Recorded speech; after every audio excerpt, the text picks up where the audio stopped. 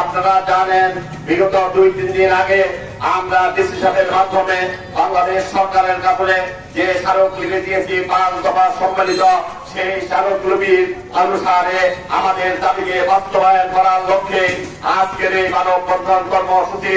সম্মানিত ভাই ও বন্ধুগণ, আপনারা জানেন বাংলাদেশ জামাত ইসলামী একটি সুশৃঙ্খল সংগঠন।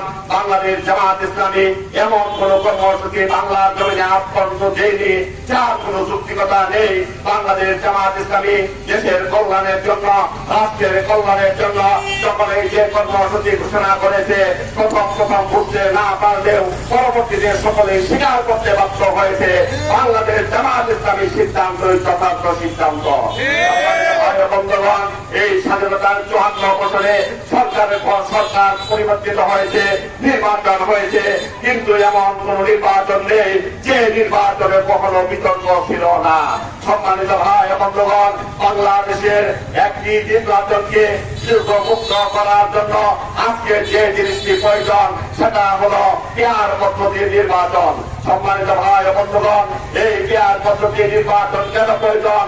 বাংলাদেশ থেকে নির্বাচনগুলোতে যে কালো টাকার প্রভাব ছড়িয়ে পড়ে সেই কালো টাকার প্রভাব থেকে মুক্ত করার জন্য এই পেয়ার পদ্ধতির নির্বাচন।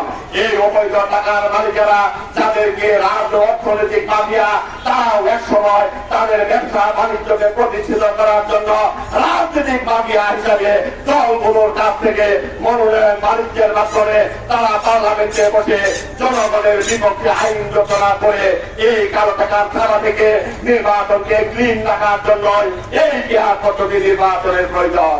সম্মানিত ভাই ও বন্ধুগণ, এই পেয়ার পদ্ধতি নির্বাচন এই কারণে প্রয়োজন, বাংলাদেশের শতকরা 100 জন মানুষের ভোটের মূল্যায়ন করার জন্য এই পেয়ার পদ্ধতি নির্বাচনের প্রয়োজন। আজকে মাত্র 30 থেকে 40% ভোট নিয়ে আর 60% মানুষের মতামতকে উপেক্ষা করে ক্ষমতার অস্ত্র দেবতে যারা আইন রচনা করেন, দেশকে শাসন করেন, প্রকৃতপক্ষে 60% জনগণের মতামত সেখানে প্রতিফলিত হয় না।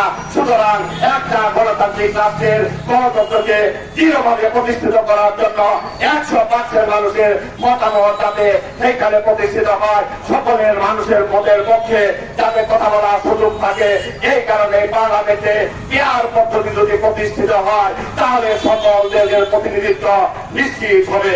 এই কারণে পেয়ার পদ্ধতি নির্বাচন প্রয়োজন। সম্মানিত ভাই ও বন্ধুগণের লেভেল প্লেইং ফিল্ড তৈরি করা। আজকে আমাদের নির্বাচন কমিশন আগামী ফেব্রুয়ারিতে যে নির্বাচনের কথা ঘোষণা করেছে, কিন্তু অত্যন্ত দুঃখের সাথে আমরা দেখছি বাংলাদেশে এখনো লেভেল প্লেইং ফিল্ড তৈরি হয় নাই এবং লেভেল প্লেইং ফিল্ড তৈরি করার জন্য সরকারের কাছে দৃশ্যমান কোন পদক্ষেপ পরিলক্ষিত হচ্ছে না। তাই বলছি, আপনারা দৃশ্যমান করুন। আমাদের এই নির্বাচনে লেভেল প্লেইং ফিল্ড হবে। এটা যদি না করা হয় তাহলে বাংলার জমিনে যেন কোন নির্বাচন বাংলাদেশ জামাত ইসলামী আর সংগঠিত হতে দিবে না। সম্মানিত ভাই বন্ধুগণ, যে মাধ্যমে আমরা আজকে বেশি মুক্ত হয়েছি, মুক্ত ভাবে রাজপথে কথা বলতে পারছি, আমরা রাজনীতি করার অধিকার ফিরিয়ে পেয়েছি। আমাদের এই অধিকার ফিরিয়ে দেওয়ার জন্য রাজপথে যারা রক্ত দিয়েছে, যারা জীবন দিয়েছে, যারা আহত হয়েছে, তাদের উপরে যারা জুলুম নির্যাতন করেছে, তাদের বিচার এখনো দৃশ্যমান হয় নাই, নিশ্চিত হয় নাই। তাই জুলাই সনদ বাস্তবায়ন করার মাধ্যমে এই দেশে যারা অপরাধ করেছে তাদের শাস্তি নিশ্চিত করতে হবে। তা না হলে জুলাই সনদ বাস্তবায়নের আগে এই দেশে কোন নির্বাচন হতে পারে না, হতে দেওয়া হবে না ইনশাআল্লাহ। সম্মানিত ভাই বন্ধুগণ, এই সহ তিনি চায় তারা সম্মিলিত প্রতিরোধ করে তুলবে এবং বর্তমান সরকারকে বাধ্য করবে।